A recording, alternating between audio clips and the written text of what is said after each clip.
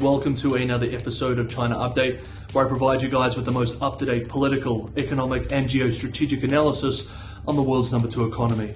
My name is Tony. Let's jump in. Okay, happy Tuesday everybody. Let's begin today's episode by looking at the new official trade data, which was published yesterday, Monday, and the results of which were surprising to many, with exports dropping for the first time in 2 years. The General Administration of Customs said that exports in dollar terms fell 0.3% in October, year-on-year, well below the 4.5% gain projected by economists. Key trading relationships with the geopolitical competitors have been hit particularly hard. Exports to the United States, for example, fell 13% year-on-year in October, the third month of decline, while sales to the EU fell 9% year-on-year. State media chose to frame the data differently in order to paint a more positive picture, with state-run Xinhua writing yesterday, quote, "The country's foreign trade of goods climbed 9.5% year-on-year during the January through October period. Exports rose 13% year-on-year during the same period." End quote. In October, imports also fell, with a 0.7% decline, the first drop since August 2020, and below the forecast 0.1% increase, leaving a trade surplus of $85.15 billion. China's semiconductor imports saw the biggest drop in 2022, with accelerated decline in October amid US restrictions and weak demand. With all the bad news for the Chinese economy in recent months, exports was seen as one of the bright spots.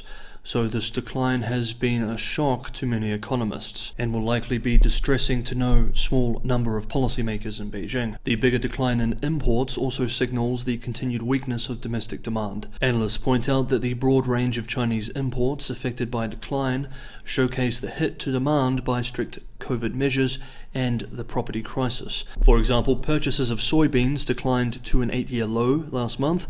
Copper imports fell, and coal imports declined after hitting a 10-month high in September. Some commentators are calling the poor trade performance a turning point for the country.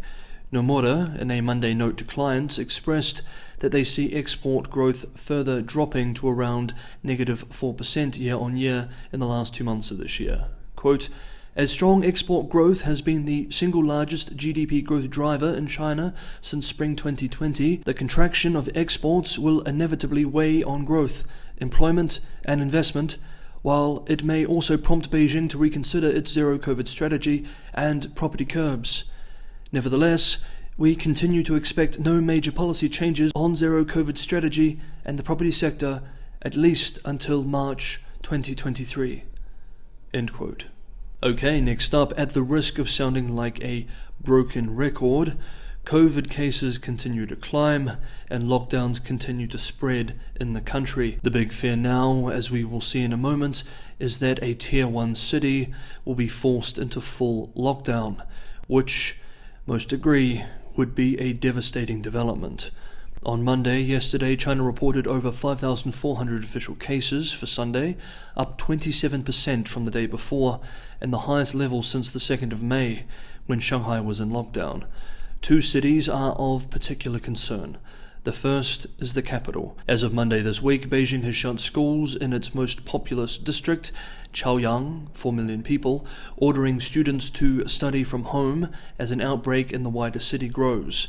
The district is home to corporate headquarters and embassies. While the move is concerning, cases remain relatively low at a few dozen a day, and thus still manageable. The situation for Guangzhou, on the other hand, is much more dire. The southern financial, manufacturing and logistics megacity, Guangzhou, also known as Canton in English, is seeing official daily cases in the thousands, with most being asymptomatic. Over the weekend, the downtown district of Haizhu was placed under a 3-day lockdown, though obviously this can be extended, and indeed was, yesterday, for 4 more days. Guangzhou, population 18 million, plays the same critical economic role to the massive Pearl River Delta that Shanghai plays to the Yangtze River Delta. A prolonged lockdown of the city would be just as devastating to the national economy as the Shanghai lockdown was earlier this year. So far, the city has moved over 30,000 people into centralized quarantine, and daily mass testing has been rolled out in many areas. Over the weekend, the city's health commission deputy director said that Guangzhou was, quote, experiencing the most complex and severe COVID-19 prevention and control situation in 3 years, end quote.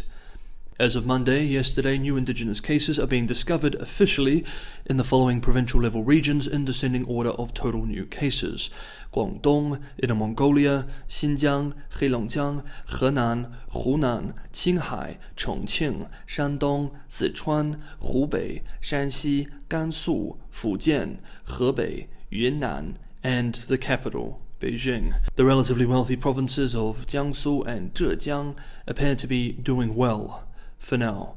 With so many cities implementing zero-COVID policies, the risk of mistakes and mismanagement, which in turn can exacerbate growing social dissatisfaction with the policy, is high.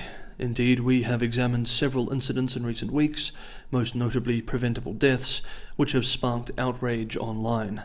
Over the weekend, during a press conference, the National Health Commission criticized 7 cities by name for, quote, oversimplified, one-size-fits-all, end quote, measures and excessive, quote, formalism and bureaucracy, end quote, which must be, quote, resolutely cleaned up and stopped, end quote. Okay, we have one more, frankly, quite important update to cover. If you guys are enjoying today's video, don't forget to hit that like button. And for anyone who wants to go the extra mile and help me keep China Update sustainable, it is subscriber support, which I primarily rely on. Patreon and Buy Me a Coffee links are in the description below. This is the best way to help me continue with the channel. As always, thank you so much, everybody, for the ongoing support. This week, China's State Council Information Office issued a white paper titled Jointly Build a Community with a Shared Future in Cyberspace. The digital economy is a big part of the Chinese economy. By 2021, the value of China's digital economy had reached 45.5 trillion RMB, accounting for just shy of 40% of its GDP, according to the white paper. The report argues that China has used technology to help developing countries improve broadband access in the poorest areas and areas with low population density. It has worked to provide universal and affordable internet access in the least developed of countries in order to eliminate poverty caused by lack of network facilities. The white paper argues also that the internet is the, quote, shared home of all of humanity, end quote, and that it is, and this is what we need to take note of, quote, the common responsibility of the international community to make this home cleaner, safer, and more prosperous, end quote. It is here where we can see Beijing's ambitions in the cyberspace as articulated within the white paper. Quote, China is ready to work with other countries to foster an open, inclusive and vibrant cyberspace that is fairer, more secure and more stable, calling for concerted efforts to build a community with a shared future in cyberspace and create a better world. End quote. State media is already framing the goals of the white paper as part of a broader global PR and ideology conflict between China and the US-led West. Quote, the American Declaration for the Future of the Internet attempts to impose its own standards on others, draw ideological lines in the cyberspace, draw small circles, create division and confrontation, and violate international rules. These actions have seriously undermined the unity of the Internet family and affected the stable development of the global Internet. End quote. According to US government-funded Washington-based Freedom House, in 2022, the United States' Internet freedom status scored 76 out of 100, the UK was 79 out of 100, Germany was 77 out of 100, Japan was 77 out of 100, India was 51 out of 100, and China scored just 10 out of 100.